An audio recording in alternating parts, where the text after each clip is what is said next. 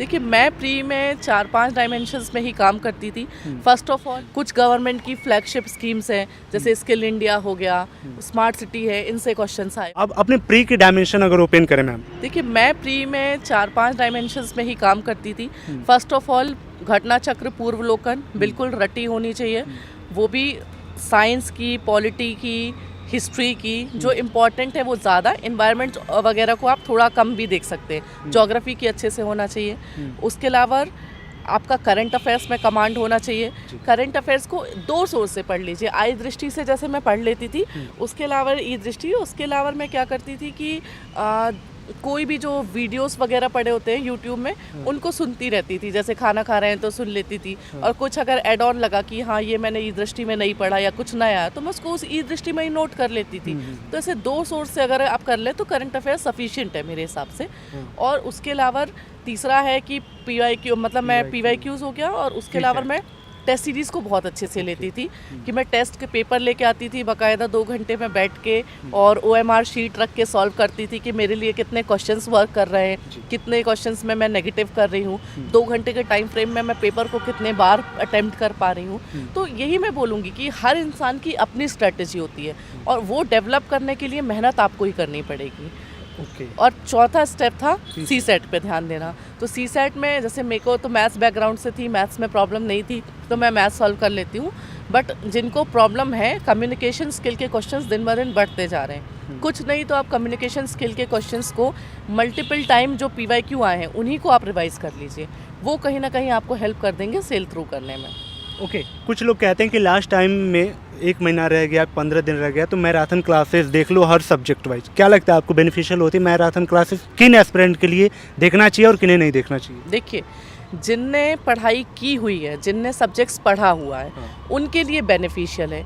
इसलिए क्योंकि आपके दिमाग में सारा सब्जेक्ट है। मैराथन देखने से क्या होगा, एक बार आपने बहुत जल्दी टाइम पे सारा रिकॉल कर लिया। बट जिनने नहीं तैयारी की और उनको लगता है कि सिर्फ मैराथन से कुछ भी हो जाएगा, तो ये अपने आप को बेवकूफ़ बनाने वाली बात है। बिकॉज शॉर्टकट से आपको हर चीज़ में सफलता नहीं मिल सकती है। शॉर्टकट्स इस तरीके से अपनाना चाहिए कि हाँ, आप ये डिसाइड करें कि किस सब्जेक्ट को ज़्यादा टाइम देना है, जिसमें किसको कम टाइम देना है। लेकिन अगर आप इस तरीके से देखें कि प्रिपरेशन कैसी जानी चाहिए, आप लास्ट में सिर्फ मैराथन देख लें, तो मैराथन में आपको सिर्फ और सिर्फ थोड़ी बहुत नॉलेज मिल जाएगी, और half knowledge is very dangerous, ये भी कहा जाता है। दोस्तों, अगर आप स्टेट PCS की तैयारी करते हो, जैसे UPPSC या फिर BPSC, और साथ ही आप अफोर्डेबल कोचिंग की तलाश में हो कि एक राइट टाइम आए जब ऑफर सारे चल रहे हो तब मैं कोचिंग लूंगा, तो ये टाइम आपके लिए काफी शानदार है, क्योंकि इस समय PW UPPSC वाला में गुरु पूर्णिमा के अवसर पे सारे ऑफर निकाले गए हैं। जैसे उनके UPPSC वाले बैच के ऊपर 92% तक का डिस्काउंट, वहीं BPSC वाले बैच पे 79% तक का डिस्काउंट दिया जा रहा है। जैसे इनके अगर आप UPPSC के बैच देखें, जैसे सक्षम 3.0, जिसमें आपको UPPSC फाउंडेशन 2026 इंग्लिश में कराया जा रहा है 4,499 रुपये। वहीं प्रथम 3.0 जो कि ये भी फाउंडेशन है 2026 के लिए, जो कि हिंदी में है, वो भी 4,499 में प्रोवाइड हो रहा है। जबकि इन दोनों का जनरली फीस होता है 10,000 के आसपास होता है। और इनके साथ अगर प्रीलिम्स 2025 को टारगेट कर रहे हो UPPSC के, तो इनका अप्रोच फास्ट ट्रैक बैच है, देख सकते हो 1499 में। वही BPSC के ये बैच फाउंडेशन 2 बैच है, सक्षम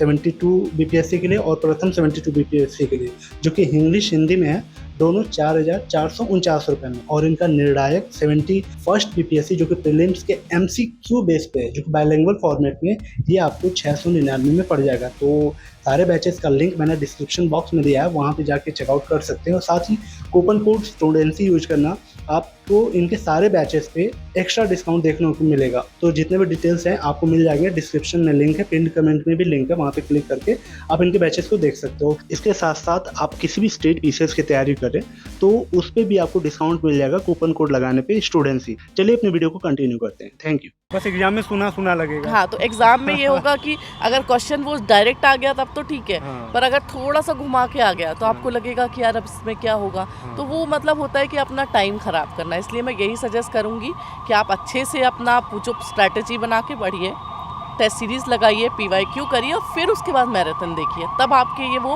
वर्थ का है। सिलेबस बहुत वास्ट है। आप देखें UPPCS का ऑप्शनल को हटा दें तो पूरा UPSC का ही सिलेबस है मेंस का। इतने बड़े सिलेबस में अगर आप अपने सोर्सेज को कन्फाइन नहीं करेंगे तो आपको आखिरी में रिवाइज करना बहुत मुश्किल होगा। फिर ये हालत होगी कि क्वेश्चन पेपर आएगा पेपर में और लगेगा कि ये कहीं पढ़ा था और पॉइंट्स याद नहीं आएंगे। कंसाइज करने का मतलब ये नहीं होता कि आप चीज़ों को छोड़ते जाइए। कंसाइज करने का मतलब होता है कि आप आइडेंटिफाई करिए कि क्या चीज़ इम्पॉर्टेंट है और उसको शॉर्ट में आपके पास प्रेजेंट होना चाहिए। जैसे कि अगर मैं पेपर 1 की बात करूं तो आपको पता है कि हिस्ट्री में से किसी एक पर्सनैलिटी में से क्वेश्चन आता है, आपके पास उसका नोट्स होना चाहिए।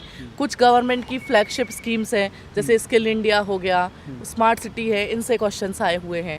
इंक्लूसिव ग्रोथ सस्टेनेबल डेवलपमेंट में क्वेश्चन कई बार आए हुए हैं। उसके अलावा इस तरीके से ऐसे बहुत सारे टॉपिक्स हैं। अगर पॉलिटी में मैं देखूं तो गवर्नर के रोल पे कई बार क्वेश्चंस आए हुए हैं। तो जब आप जान रहे हैं कि जिस तरीके के क्वेश्चंस बार बार आ रहे हैं, कंसाइज करने का मतलब होता है कि ये सब चीज़ों के आपके पास रेडीली अवेलेबल नोट्स फॉर्मेट में चीज़ें होनी चाहिए। ओके, इस डाउट को थोड़ा सा मैं एक लेवल और ऊपर लेके चलूँगा। कहने का मतलब ये है कि उनके दिमाग में ये चल रहा होता है कि कोई कोचिंग का उन्होंने नोट्स खरीदा लिया या फिर जो भी उन्होंने नोट्स बनाया उन्होंने अपने जानने में उसको कंसाइज कर लिया है, लेकिन उनके मन में ये चल रहा होता है कि यार पिछले 10 साल के मैं क्वेश्चन लगा रहा हूँ, मेरे नोट्स से एक भी क्वेश्चन नहीं हो रहे हैं, मुझसे नहीं हो रहे हैं, तो क्या वो नोट्स बदल दें या फिर थोड़ा 1-2 नोट्स देख सकते हैं पैरेलल कुछ?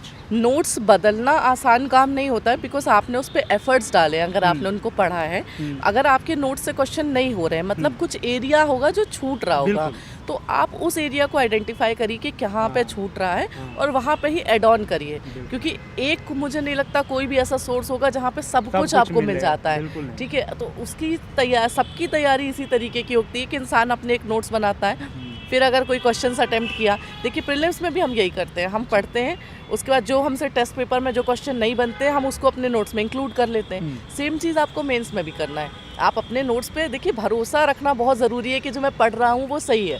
ऐसा कोई भी एक सोर्स नहीं है जो बिल्कुल आपको 100% कह सकते हैं कि इसमें सब कुछ है, बट यही है कि आपको जो भी मिल रहा है वो दूसरे सोर्सेज से आप उसमें इंक्लूड करते जाइए और उस हिसाब से अपनी तैयारी रखिए। ठीक है। मेंस का कॉमन डाउट जो भी चैप्टर लोग कवर करते हैं, चाहे जैसे 10 साल के PYQ लेके आए और PYQ करना स्टार्ट करते हैं, तो पहले जैसे GS1 की बात करते हैं कि GS1 का कोई PYQ कर रहा है तो उसे पता चल गया कि ये थीम इस चैप्टर से आ रही है ये चीज़ें। तो चैप्टर वाइज कुछ कीवर्ड होते हैं क्या, कुछ टर्मिनोलॉजी होते हैं क्या, उसको एक जगह हम लिख सकते हैं क्या, या उसे आप कैसे देखती हैं? जो देखिए मैं इस चीज़ पे बिलीव करती हूँ कि कीवर्ड्स का बहुत इंपॉर्टेंट रोल होता है और कीवर्ड्स आइडेंटिफाई करके आपको कहीं लिखना चाहिए। वो कीवर्ड्स आपको इंट्रोडक्शन और कंक्लूजन में तो बहुत ज़्यादा हेल्प करते ही करते हैं। जैसे कि अगर कोई क्वेश्चन एजुकेशन पे आ रहा है तो आप सस्टेनेबल डेवलपमेंट गोल्स में देखेंगे तो 4th गोल बात करता है ना। तो हाँ, तो मैं ऐसे याद भी रखती हूँ कि भाई 4 किताबें पढ़नी है, तो जब भी किताब से एजुकेशन लिंक हुआ और SDG 4 मेरे दिमाग में आ जाएगा, तो वो मेरे उसमें हो गया। वैसे ही गवर्नमेंट बहुत सारे अच्छे फ्लैगशिप इनिशिएटिव्स निकालता है, जैसे आज है आत्मनिर्भर भारत की बात करते हैं, हम विश्व गुरु बनने की बात करते हैं। अगर आपके पास ये कीवर्ड्स लिखे होंगे ना तो आपका जब भी कोई क्वेश्चन इस तरीके का आएगा, अब जैसे इकोनॉमी का कोई क्वेश्चन आएगा कि इंडिया की इकोनॉमी कुछ बूम कर रही है, तो वहाँ पे आपको याद आ जाएगा कि हाँ मैं विश्व गुरु इंडिया को होने को कोट कर सकता हूँ। और यही चीज़ आप खुद सोचिए ना कि आपको इंडिया को विश्व गुरु सुन के जैसे आपको चेहरे में स्माइल आ गई है ना, तो वही जब एग्जामिनर भी कॉपी चेक कर रहा है आपका आंसर पढ़ के उसको आखिरी में एक स्माइलिंग नोट में अगर वो अपना आपकी कॉपी को ख़त्म कर रहा है तो आपको मार्क्स एक्स्ट्रा मिलेंगे। और मैंने पहले भी बोला है कि every half marks in the question counts. अगर आप ये छोटे छोटे इनिशिएटिव अगर आपको हाफ मार्क्स भी इंक्रीज़ करने में हेल्प कर रहे हैं, एक पेपर में 20 क्वेश्चन के हिसाब से 10 मार्क्स और 6 पेपर में 60 marks only on the GS, और 60 मार्क्स एक इंसान को टॉप भी करा सकता है और लिस्ट से बाहर भी कर सकता है। कुल मिला के कहने का मतलब ये है कि अगर आपके आंसर राइटिंग है तो आंसर राइटिंग आपके जो एग्जामिनर है उनके माइंड सेट के ओरिएंटेड होनी चाहिए। वहाँ से कैसे आप नंबर लेते हो, डायग्राम से या फिर अपने कीवर्ड टर्मिनोलॉजी से, या आप पैराग्राफ में लिखते हो, पॉइंट में लिखते हो, ये सारी चीज़ें यानी उसके माइंडसेट से होनी चाहिए, वो क्या सोच रहे हैं आपके आंसर को देख के। कि जो भी टॉपिक्स हैं, टॉपिक्स के कुछ बुलेट पॉइंट्स, क्योंकि आंसर वहाँ पॉइंटर्स में लिखने होते हैं, और कुछ मैं ऐसे कीवर्ड्स बनाती थी कि किन कीवर्ड्स को यूज़ करके मुझे कंक्लूजन की तरफ जाना है। इंट्रोडक्शन में मैं यूजुअली ट्राई करती थी कि जैसे अगर कुछ पॉलिटी का क्वेश्चन है तो कॉन्स्टिट्यूशन को ही आर्टिकल को कोट करके मैं इंट्रोडक्शन करूं। अगर इकोनॉमिक्स का कुछ है तो कोई रिपोर्ट उठा लूं किसी वर्ल्ड जैसे वर्ल्ड इकोनॉमिक आउटलुक है या कुछ रिपोर्ट को उठा के उसके डेटा से करूँ। और जैसे इस बुक में भी बहुत सारा डेटा है, आप डेटा कलेक्ट करिए। अगर मैं किसी बात को बोल दूँ कि इंडिया में क्राइम कम हो रहा है तो सिंपल लग रहा सुनने में, बट अगर मैं नेशनल क्राइम रिकॉर्ड ब्यूरो की एक रिपोर्ट कोट कर दूं कि उनके अनुसार इतना कम हो रहा है तो एक क्रेडिबिलिटी हो जाती है ना। तो क्रेडिबिलिटी की आपको मार्क्स मिलेंगे। इसलिए मुझे लगता है कि जब भी आप मेंस की प्रिपरेशन कर रहे हैं, आपने जो भी नोट्स बनाए, आपको भी टॉपिक्स पता है, एग्रीकल्चर है, इकोनॉमी है, सोशल सेक्टर है, पॉलिटिकल सेक्टर है, इन सेक्टर्स पे आपके पास डेटा होना चाहिए। और डेटा भी ऐसा नहीं कि कहाँ से मिलेगा, कहाँ से, गवर्नमेंट की वेबसाइट्स में सब कुछ मिलता है। आप उधर से डेटा कलेक्ट करिए और उन डेटा को अपने आंसर में लिखिए। इस तरीके से आपको 1 2 3 4 के लिए करना चाहिए। तो होप गाइस ये वीडियो आपको वैल्यूएबल लग रही होगी। कैसी लग रही है कमेंट करके बताएं। कोई अगर क्वेश्चन छूट रहा हो तो वो भी कमेंट करें। ये जो डाउट होते हैं ये आपके मन के डाउट होते हैं जो मैं किसी टीचर, कैंडिडेट, टॉपर से वो चीज़ें पूछता हूँ। तो कैसी लगी कमेंट करके बताएं। चलिए मिलते हैं किसी और ऐसी शानदार वीडियो में। तब तक के लिए thank you so much and bye bye. Thank you ma'am. Thank you so much.